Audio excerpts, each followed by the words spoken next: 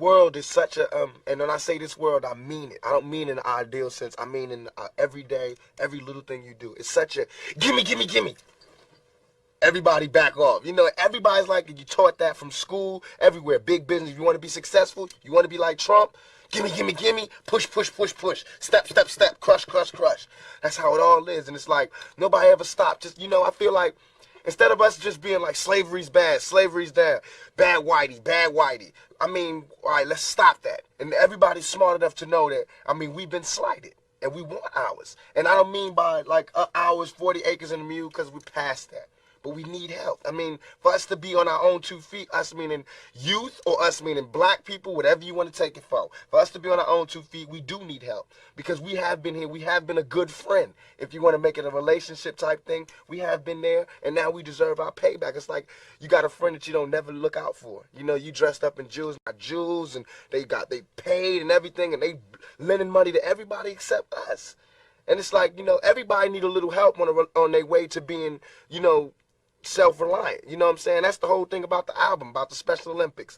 Everybody need a little something and they to be independent. No independent person just grew up and was born independent. You worked and you learned teamwork and you learned cooperation and unity and struggle, and then you became independent. And we have to teach that and instill that. And why is it that they want to do that? I mean, if this is truly a melting pot in the country where we care about it, and Lady Liberty got a hand like this, she really loves us, then we really need to be like that. And it needs to be the black kids. And if there's a white person who got money, then he need to help them. He need to help black kids, Mexican kids, Korean kids, whatever. But it need to be real. And it need to be before we all die, and then you say, oh, I made a mistake. We should have gave them some money. We really should have helped these folks. It's going to be too late. You know what I'm saying? And then that's when you got to pay your own karma. God make you punish. God punishes you. Because I feel like, you know, it's too much money here. I mean, nobody should be hitting lotto for 36 million and we got people starving in the streets. That is not idealistic. That's just real. That is just stupid. There's no way Michael Jackson should have, or whoever Jackson, should have $1,000,000 billion and then there's people starving. There's no way. There's no way that these people should own planes and their people don't have houses, apartments, shacks, drawers, pants. What do you say to people that say, well, they earned it?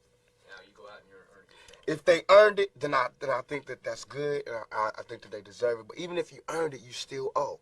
Because look at me, I don't have that mega money, but I feel guilty walking by somebody. I got to give them some mail. And if I know I got $3,000 in my pocket, I feel like it's wrong to give that person a quarter or $1. It's wrong. Only you know what you got in your pocket. And that's wrong. No matter what they do, if they take it and drink it, they take it and drink it. But, I mean, you got. You understand? And we all know how hard it is, and it's not about if you good or you bad. So since it's not about if you good or you bad, we know that because he don't got don't mean he was bad. Or don't mean he's a criminal, or don't mean he's crazy, or a drug addict, or none of that. It just means he don't got. And ain't it bad that you got 30? I mean, can you imagine somebody having $32 million? $32 million. And this person has nothing, and you can sleep. You can still go to the movies about, I mean, and then these are the type of people that get humanitarian awards. Millionaires. How can they be humanitarians? By the fact that they millionaires and there's so many poor people shows how unhumane they are. You know what I'm saying? And that bugs me. Not saying that when I'm never going to be rich, and you know what I'm saying? But I'm saying it's a struggle, and I think everybody deserves. There's a way to pay these people. I think there is a way. It just takes to be revolutionary. And it takes to do something out of the ordinary. You know what I'm saying? Like, I think that if we just said, okay, I got an idea. No more porno buildings. You know what I'm saying? Let's build houses. Or no more polo games. Let's build houses for poor people. You know what I'm saying? Or, look, okay, I know you're rich. I know you got $40 billion. But can you just keep it to one house? You only need one house. And if you only got 2 kids, can you just keep it to 2 rooms? I mean, why have 52 rooms and you know there's somebody with no room? It just don't make sense to me. It don't. And then these people celebrate Christmas. They got big trees, huge trees, all the little trimmings. Everybody got gifts, and then somebody's starving. And they're having a white Christmas. They're having a great Christmas, eggnog and the whole 9. That's not fair to me. Let me see. When I thought we didn't get any gifts for Christmas, I was in Baltimore. I thought we didn't get nothing. It was a knock on the door. My sister's principal from her school came, and they had like this charity, whatever, where they give like the turkey to the poor family on the block. We was the poor family. So we got this turkey, I got some cheap boots, you know, got little cheap trinkets. But on Christmas, you want as many trinkets as possible. And so I got a whole bunch of little tiny things. It was cool. We got free cheese, free beans, free butter, free everything. All that little government surplus stuff. But on Christmas, you needed, I mean, as opposed to us having an empty refrigerator, empty nothing. So I just remember when it first came, you know, and it's always like a Christmas carol playing around Christmas time on somebody's TV. And I just remember that first feeling, like really feeling like, you know, dang, this is Christmas. You know, this is like the give thing. The give thing.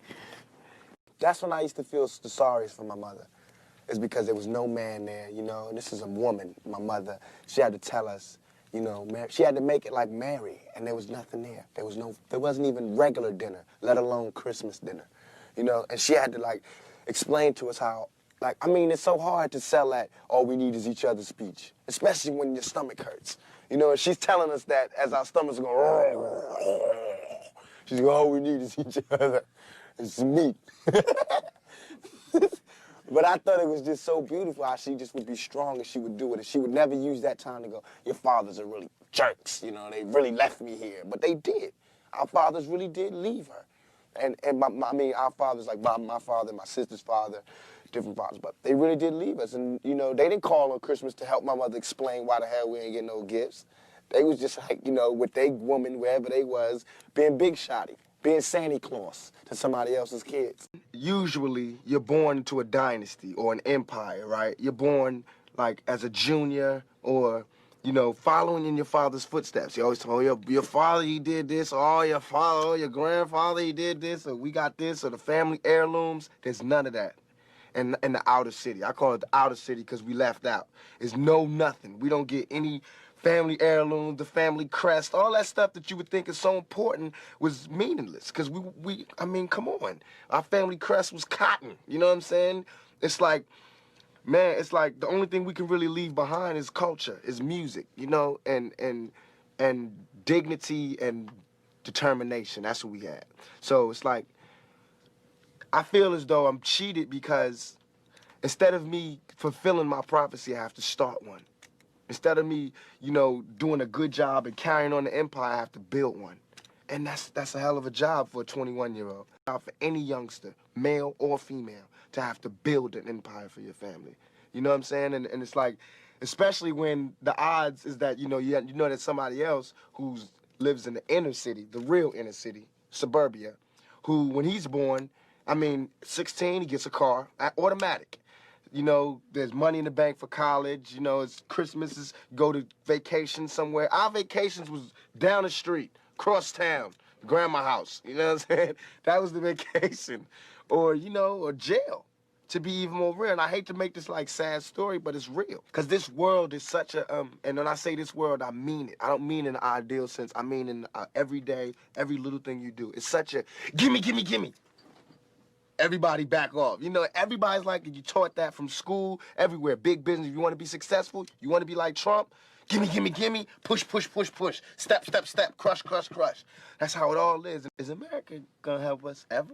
You know, because, I mean, we know for a long time they haven't. Are they ever? And it's like all these things are showing us no. And you know there's somebody going, no, they're not going to help you. No, they're not going to help you. And then, of course, we seeing, no, they're not helping us. All BS aside, it all comes down to we got to survive. I mean, even warriors put their spears down on Sundays. We got to survive here in this country because I'm not going back to Africa. We got to survive here. And for us to survive here, white folks, black folks, Korean folks, Mexican folks, Puerto Ricans, we got to understand each other. We got to take a bigger chance. And when I say Americans, people think I'm talking about Uncle Sam. I mean, like, actually Uncle Sam with the gray hair and the flag. I mean you,